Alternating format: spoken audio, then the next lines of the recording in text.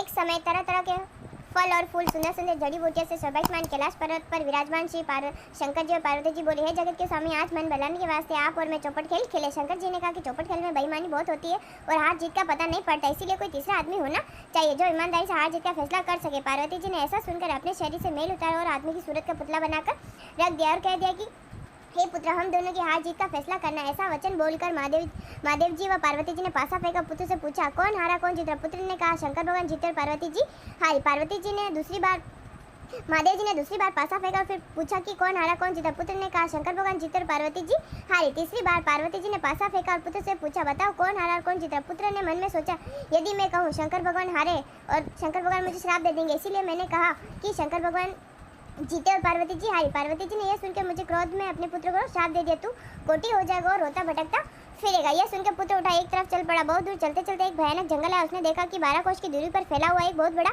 तालाब है, जिसकी पाल पर बड़े बड़े पेड़ है, जिसके नीचे इंद्र की स्त्रियां इंद्राणी, ब्रह्मा जी की स्त्रियां ब्रह्माणी आदि देवता की स्त्रियां बैठकर व्रत पूजन कर रही। इन व्रत करती हुई स्त्रियों को देखकर पार्वती जी के पुत्र अंगद जी ने पूछा, तुम क्या कर रही हो? तब देवताओं की स्त्रियों ने कहा कि हम सब मनसावाचक नाम के महादेव जी का व्रत का पूजन कर रही हैं, इसके करने से क्या फल मिलता है? तब देवताओं के ईश्वर ने कहा कि इस व्रत के करने से मन की सभी इच्छाएं पूर्ण हो जाती है। अंगद जी ने कहा कि इस व्रत को मैं भी करूंगा। ऐसा विचार कर उन्होंने किसी से चावल, किसी से सुपारी, पूजा का सामान लेकर व्रत करना शुरू कर दिया। अंगद जी को देवताओं के ईश्वर ने व्रत का सारा तरीका बता दिया। सावन सुदी के पहले सोमवार को कुंवारी कन्या से 2 पुनी सूत कतवा का डोरा किया, उसको गेहूं में रंगकर शंकर भगवान जी की कार्तिक सुदी चौथ का हर सोमवार तक पूजा करते रहे। कार्तिक सुदी चौथ के दिन उसका उजगरण करे, उसका सहसर घी, सहसर गुड़, सहसर आटा लेकर चूरमा बनाए, जिसके 4 हिस्से बना लेवे। एक हिस्सा ब्राह्मण को देवे, एक हिस्सा साधु को देवे, एक हिस्सा गाय को देवे, एक हिस्सा सबको बांट देवे सबको बराबर देवे, किसी को कम किसी को ज्यादा ना देवे। बताए हुए नियम से अंगद जी को व्रत करते हुए 4 साल हो गए। इधर एक दिन अंगद जी को याद कर पार्वती जी ने महादेव से कहा कि पुत्र को बहुत दिन हो गए, कोई समाचार अभी तक नहीं आया, कृपा करके कोई ऐसा उपाय बताए जिसके करने से पुत्र आ जावे। तब महादेव जी ने बताया कि सावन सुदी के पहले सोमवार को कुंवारी लड़की से 2 पूरी सूत कतवा कर उसका डोरा बनाकर गेहूं रंग कर उसके हर महादेव जी की पूजा करे। फिर कार्तिक सुदी चौथ का उसका उजरण करे, उसमें सहसर घी, सहसर गुड़, सहसर आटा लेकर चूरमा बनाए और उसके एक भाग राजा या गरीब को सबको बराबर बांट दे। इसी तरह बताए हुए ढंग से पार्वती जी को करते हुए 4 वर्ष हो गए। इधर एक दिन पुत्र के मन में आया कि माता पिता के पास मिलने के लिए जाना चाहिए। व्रत करते हुए अंगद जी की देह इंसान जैसी सूरत हो गई। अंगद जी माता पार्वती के पास जाकर खड़े हो गए। पुत्र को आया देखकर पार्वती जी हंसने लगे। अंगद जी ने यह देखकर पीछे हट गए। पार्वती जी ने पूछा, तुम पीछे क्यों हट गए? तब पुत्र ने कहा, तुम मेरे बिना बुलाए आने पर हंसी, इसलिए मैं पीछे हट गया। पार्वती जी ने कहा, मैं तुम्हारे आने पर नहीं हंसी, मैं तो व्रत के प्रभाव पर हंसी, क्योंकि तुमसे मिलने के लिए मैंने मनसावाचक व्रत किया था। तब अंगद जी ने कहा कि मैंने भी व्रत किया है। पार्वती जी बोली, इस व्रत के करने से तुम्हारा श्राप मिट गया। मैंने ये व्रत किया तो तुम मुझे मिल गए, तुम क्या चाहते हो सो कहो। पुत्र बोला, उज्जैन नगरी का राज्य करना चाहता हूँ। यह कहकर उज्जैन की तरफ चल पड़ा। उज्जैन पहुंचकर वहाँ राजा रानी से मिला। राजा रानी बूढ़े हो गए थे, उनका कोई पुत्र नहीं था, केवल एक कन्या थी। राजा रानी ने सोचा कि हम बूढ़े हो गए और इसीलिए अपनी कन्या का विवाह किसी अच्छे वर के साथ करके सारा राजपाट उन्हें संभाल देवे। ऐसा विचार करके उन्होंने एक स्वयंवर रचा, जिसमें देश विदेश के बड़े बड़े राजकुमार को बुलाया गया। स्वयंवर में एक हथनी को सजाकर राजा ने हथनी से हाथ जोड़कर कहा कि हे हथनी देवी, इन सब में जो राज्य करने का अधिकारी है वो कन्या के लिए श्रेष्ठ वर हो, उसी के गले में ये माला डाल देना। यह कहकर हथनी की सूंड में माला पकड़ा दी और हथनी ने चारों तरफ देखभाल कर पार्वती जी के पुत्र अंगद जी के गले में ये माला डाल दी। तब सबने कहा कि हथनी चुप गई है। फिर से हथनी को श्रृंगार कराया और हाथ जोड़कर कहा कि हे राज्य भोगने वाले अधिकारी हो, जो राजकुमार के लिए अच्छा वर हो, उसी के गले में ये माला डाल देना। यह कहकर माला हथनी की सूंड में पकड़ा दी। अंगद जी को पहले ही वहाँ से निकाल दिया गया था। हथनी घूम फिर कर बाहर निकल कर फिर अंगद जी के गले में माला डाल दी। तब सब लोगों ने कहा कि हथनी ने हट कर ली, इसीलिए उसी के गले में माला डाल दी। ऐसा विचार कर फिर से हथनी को सजाया गया और माला देकर निवेदन किया कि हे गजराज, तू देवता स्वरूप है, सो इस राज्य का मालिक बनकर राज्य भोगने वाला हो, वह राजकुमारी के लिए श्रेष्ठ वर हो, उसी के गले में माला डाल देना। अंगद जी को पहले ही वहाँ से मार पीट कर बाहर निकाल दिया गया था।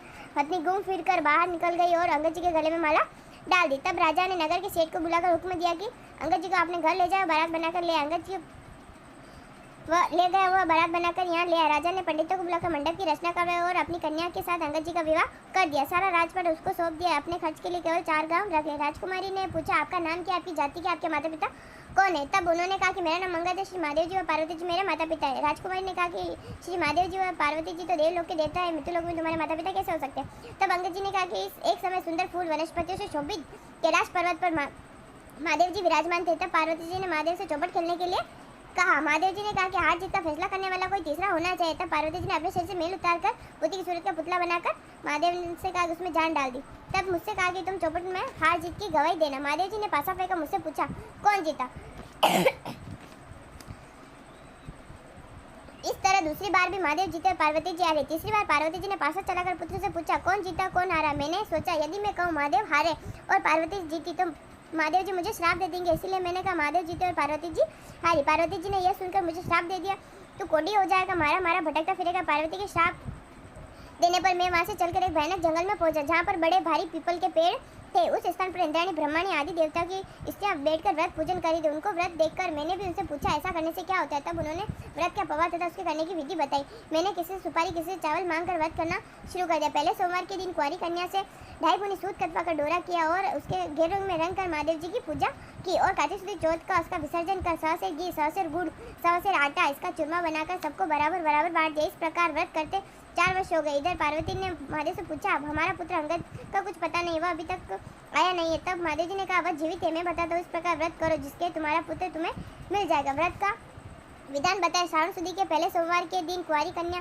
से 2.5 पुनी सूत कतवा का डोरा बनवाए, उसको महादेव जी की पूजा करे और कार्तिक शुक्ल चौथ का उजरण करे। 100 सेर घी 100 सेर गुड़ 1.25 सेर आटा लेकर चूरमा बनाए, उसके 4 भाग ऊपर बताए हुए ढंग से बराबर बराबर बांट देवे। इस प्रकार बताए हुए ढंग से पार्वती जी को व्रत में इधर जाकर पार्वती के पास खड़ा हो गया। पार्वती मुझे देखते ही हंस पड़ी। मैं पार्वती को हंसता देख पीछे हट गया। पार्वती जी ने कहा कि तुम पीछे क्यों हट गया। मैंने कहा तुम मेरे बिना बुलाए आने पर ऐसे इसलिए मैं पीछे हट गया। पार्वती जी ने कहा कि मैं तुम पे नहीं हंसी, मैं तो मनसाचक व्रत किया, इसके प्रभाव से तुम मेरे पुत्र मुझे मिल गए। मैंने कहा कि यह व्रत मैंने भी किया है। तो माता पार्वती जी ने कहा तुम्हारे मन में क्या है सो को। मैंने कहा उज्जैन का राजा करना चाहता हूँ, राजकुमारी और उज्जैन का राजा मुझे मिल जाए। तब राजकुमारी पार्वती जी ने कहा कि तुम्हारे मन की इच्छा अवश्य पूर्ण होगी। तो अब उज्जैन नगरी का राज्य भी मुझे मिल गया। अंगद जी ने कहा अपनी वैद्य राजकुमारी से पूछा तुम्हारे मन में क्या है सो को। राजकुमारी ने कहा कि हमारे बिना गर्भावास के पुत्र होना चाहिए। यह अंगद जी ने कहा कि तुम्हारे बिना गर्भावास के पुत्र होगा। तो मनसाचक व्रत ऊपर बताए हुए ढंग से करना। यह सुनकर अंगद जी वहाँ से चले गए। रानी ने मनसाचक व्रत करना शुरू कर दिया। 4 वर्ष करने के बाद एक दिन दातुन करते समय दासी को पात्र में जल लाने को कहा। दासी जल लाने गई, तब क्या देखती कि सोने की पालकनी में बच्चा पैर का अंगूठा चूस रहा था और यह दासी ने झट से आकर रानी से कहा कि आपके पुत्र हुआ है। रानी ने कहा कि क्यों हमसे हंसी करती हो। दासी ने कहा कि विश्वास न तो खुद चलकर देख लो। रानी ने जाकर देखा तो सचमुच पालने में बच्चा पैर का अंगूठा चूस रहा है। रानी ने बहुत प्रसन्न होकर महादेव से कहा प्रार्थना की कि हे भगवान आपने यह पुत्र दिया है तो इसके लिए स्नान की दूध की धार भी निकल जाए। कहते ही दूध की धार स्नान से फूट गई। बच्चे को लाकर स्नान कराया, दूध पिलाया और बालक धीरे धीरे बड़ा होने लगा। कुछ बड़ा होने पर वह एक ने अपनी माता से पूछ बैठा कि मेरे पिता कौन है।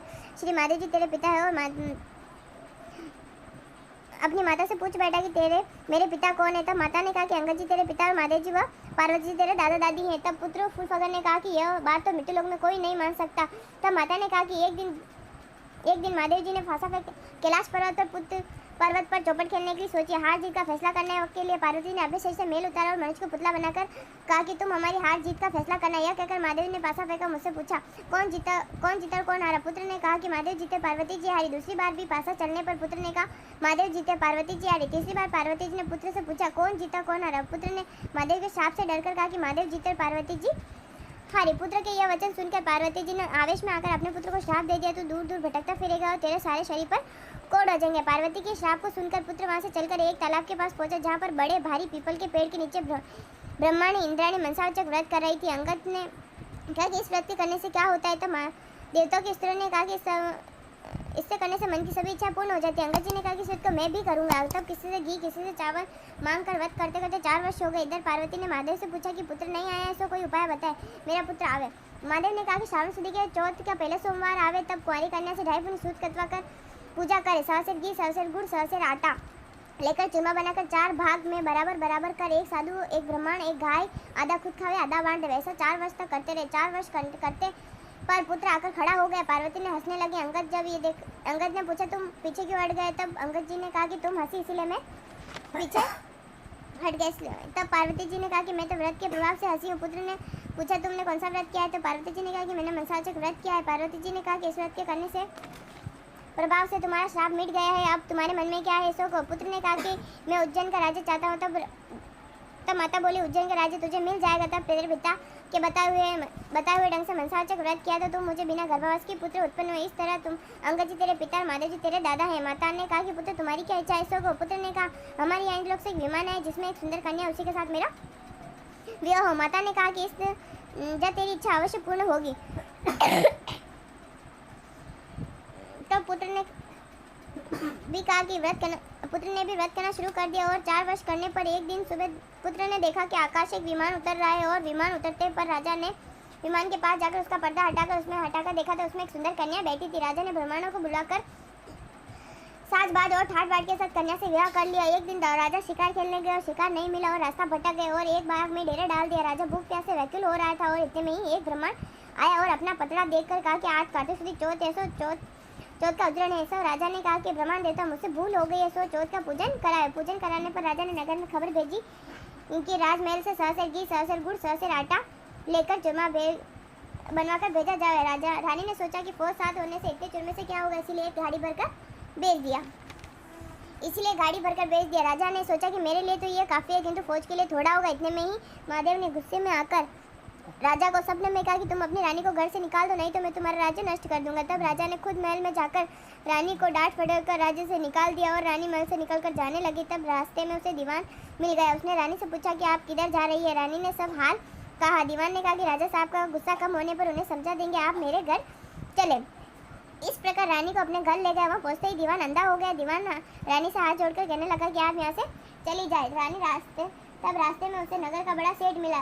उसने रानी से पूछा कि आप किधर जा रही हो? रानी ने कहा कि राजा के गुस्से में आकर मुझे देश निकाल दिया है। तब सेठ जी ने कहा कि आप राजा साहब को 1-2 दिन में समझा देंगे पाप किया, जिसके कारण मैं जहाँ भी जाती हूँ वहाँ अनर्थ हो जाता है। इस जीवन से अच्छा तो मरना ही अच्छा होगा। यह सोचकर वहाँ से चल पड़ी। आगे चलने पर 2 रास्ते थे। एक 6 महीने का रास्ता था, एक 3 दिन का रास्ता था। रानी 3 दिन के रास्ते पर चल पड़ी। आगे चलने पर शिप्रा नाम की नदी है। रानी ने सोचा कि इसमें डूब मर जाना ही अच्छा होगा। ऐसा विचार कर वह नदी में कूद गई। इतने में ही नदी का सारा पानी सूख गया। आगे चलते पर एक बड़ा भारी पर्वत आया। रानी ने सोचा कि पर्वत पर चढ़कर गिरने लगी तो वह जमीन के बराबर हो गया। रानी फिर आगे चलने पर एक जंगली शेर मिला। रानी ने सोचा कि यदि मैं इसे छेड़ूंगी तो मुझे अवश्य खा जाएगा। यह सोचकर हाथ फेरा तो वह बेजान हो गया। और फिर आगे चलने पर उसे अजगर मिला। उसने सोचा कि मैं इसे छेड़ूंगी तो मुझे जरूर खा जाएगा। यह सोचकर अजगर को छेड़ा तो वह रस्सी बन गया। फिर वहाँ से आगे चलने पर चलते चलते एक भारी पीपल का पेड़ है जिसके नीचे कुआं था और महादेव जी का मंदिर था। उसमें बैठकर रानी ओम नमः शिवाय मंत्र का पाठ करने लगी। उस दिन काती सुधी चौथ थी। उसके उज्जैन में साधु गांव में गया होता। आते समय उसे कुत्ते ने काट खाया। साधु ने कहा कि आज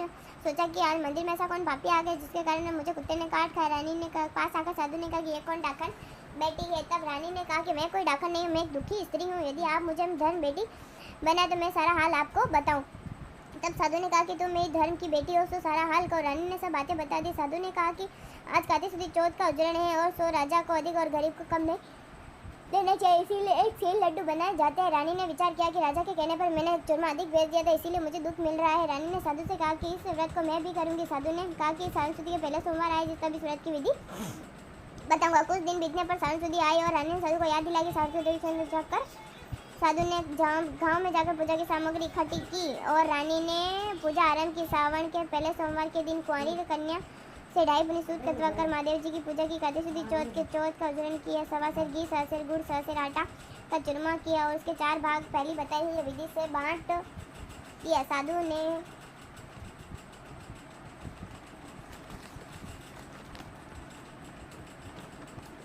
ने कहा कि महादेव जी के सामने मुंह उठाती घोड़ा मिट्टी का बना कर रख देना और महादेव से कहना यदि आप प्रसन्न हो गए तो इन सबको जीवित कर दो। ओम नमः शिवाय मंत्र का पाठ कर जल का छिटा देना। रानी ने ऐसा करने पर सब जीवित हो गया। रानी ने साधु को कहा कि मुझसे जो रास्ते में पाप हुए मैं उनसे भी छुटकारा पाकर उपाय बताया। जब साधु ने कहा कि ओम नमः शिवाय मंत्र का जाप कर सारे पाप कट जाते। रानी परिक्रमा कर वहाँ से चल पड़ी।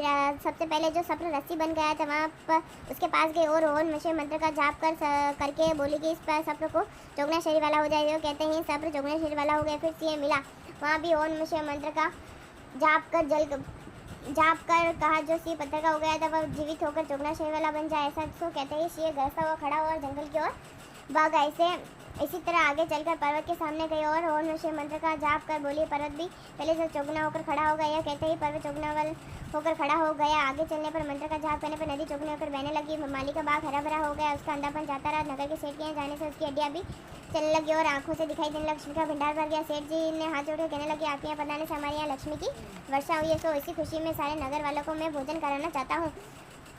सो सारे नगर में ढिंडोरा करवा दिया कि जिस किसी चूल्हे में धुआं निकले उसे 11 रुपये दंड होगा। यह सारे गांव के लोग भोजन कर करके जाने लगे। यह खबर दरबार में पहुंची कि आज 31 चौथ का उजरन है, सो कोई भूखा पैसा मिले उसे भोजन के लिए भेज देवे। सारे नगर में ढूंढने पर कोई भी भूखा पैसा स्त्री पुरुष नहीं मिला। एक धोबी से पता पड़ा कि एक अंधी बहरी बुढ़िया है जिसके संपूर्ण शरीर पर कोढ़ हो रहा है। स्नान कराते ही बुढ़िया का कोढ़ जलने लगा और बुढ़िया को रानी के पास ले जाने पर रानी ने उसे सारी कथा सुन लेने पर स्वर्ग से विमान आया और वह डोकरी बेखुंड होकर चली गई। इस प्रकार शंकर भगवान के दर्शन से, अर्चना, भक्ति, पूजन भाव से करने पर हर एक मनोकामना पूरी होती है। भगवान शंकर जी की जो नर नारी श्रावण कार्तिक माघ महीने में श्रद्धा भक्ति भाव से पूजा करता है वह सुंदर सुंदर भोगों को भोगने के बाद संसार के बंधनों से मुक्ति को प्राप्त होता है। अतः शंकर भगवान की नित्य प्रति पूजा कर घर गृहस्थी अपना जन्म सफल करें।